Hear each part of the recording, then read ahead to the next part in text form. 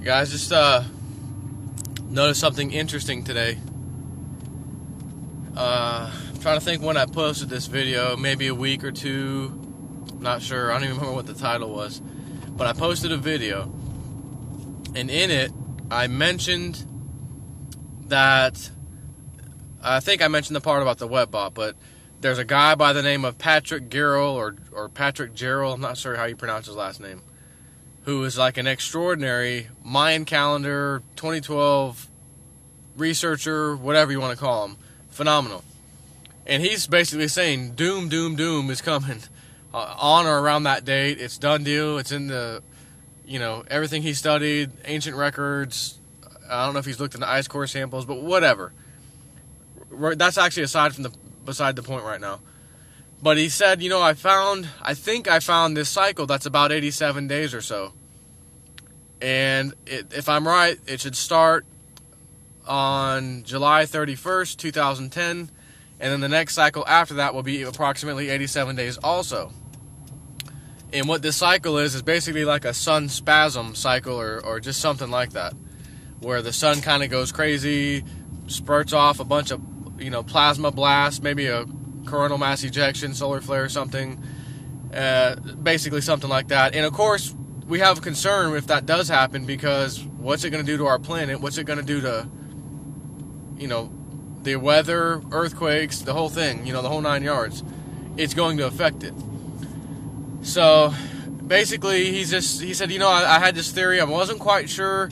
I didn't want to put it out there yet until I could see what happened. Well, one day later from his predicted date, which would be August 1st, 2010, the sun had this big filament come up, and it did its little collapse thing that these filaments do. It's a massive size filament, or, if you're looking at the sun as an astronomer or whatever, you see this big, long filament, kind of like a light bulb filament across the sun. It's huge.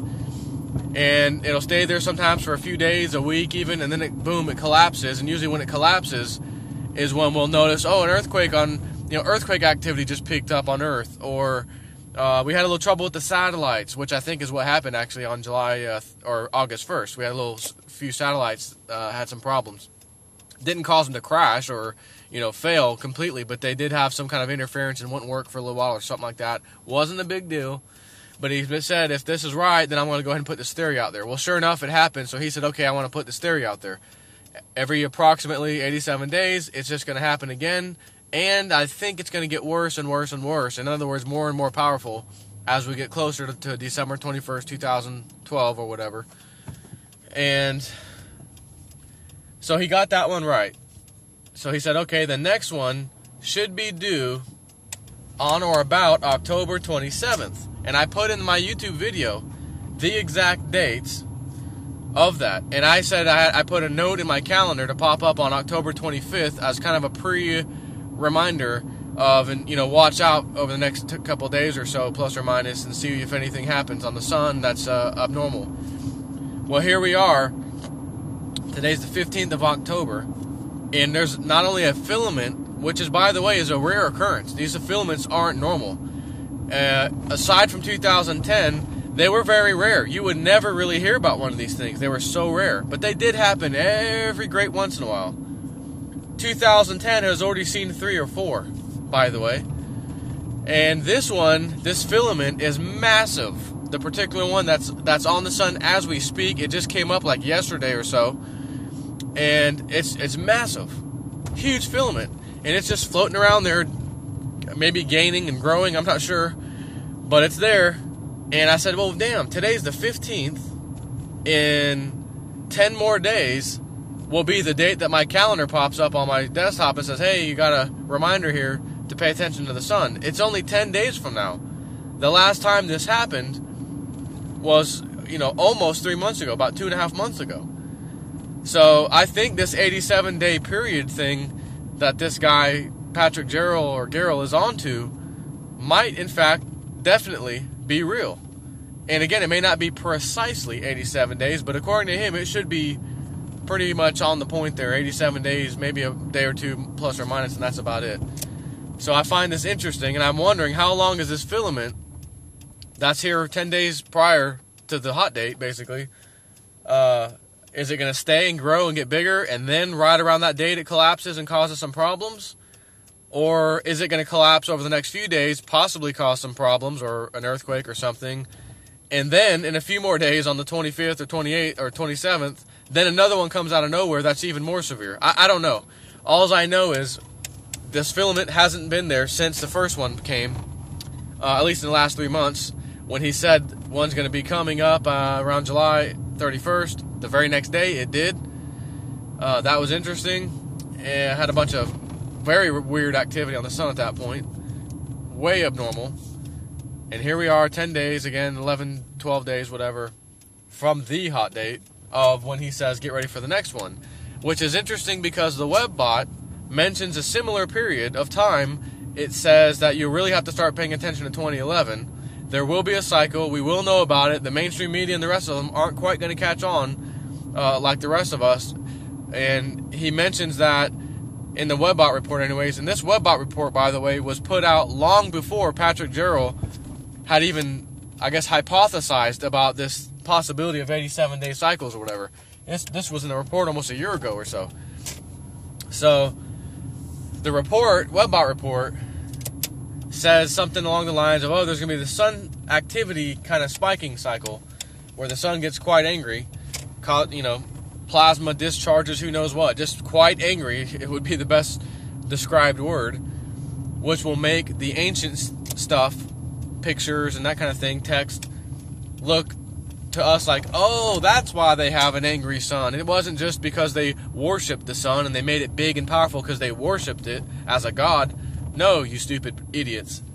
They were trying to tell you in advance, look at the sun reacting violently. A big angry sun means exactly what they put on their damn, tablets and everything else. A big angry sun. Pay attention. It's going to cause you guys problems. So the religious people, oh no, those silly guys back in those days, that's what religion was for them. They worship the sun and the moon and all these weird things. That's all that means. No, it doesn't. It means exactly what they said it meant.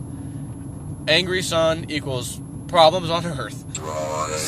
So anyways, all I'm saying is this is very, what are the chances of one of these rare occurrences of a filament being 10 plus days or so away from an event that could cause some problems? And again, the WebBot report says these things are going to cause problems on Earth. There's going to cause earthquakes. They're going to cause drinking water pipes underneath the ground, that kind of stuff, to break and rupture due to the earthquakes and movement of the Earth under the ground, causing them to snap, etc. Just all kinds of problems like that, as well as other problems.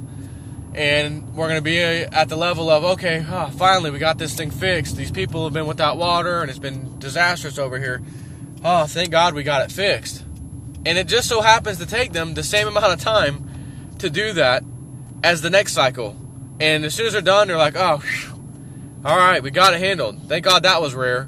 No, not really. Here's another one. Bam, it's even worse. Oh my God, we got to fix this other area now. Now more pipes are broke over here. Holy crap. Issues over here. And basically what it's saying is every 87 days approximately, there's potential for this thing to happen. And each time it happens, it'll be worse than the time before. So if one of these spasmic things of the sun happens to throw some kind of energy, plasma, radiation from the sun, whatever it is, our way towards Earth, that's usually when we start to see earthquake activity, crazy violent weather, flooding, you name it. That's way abnormal.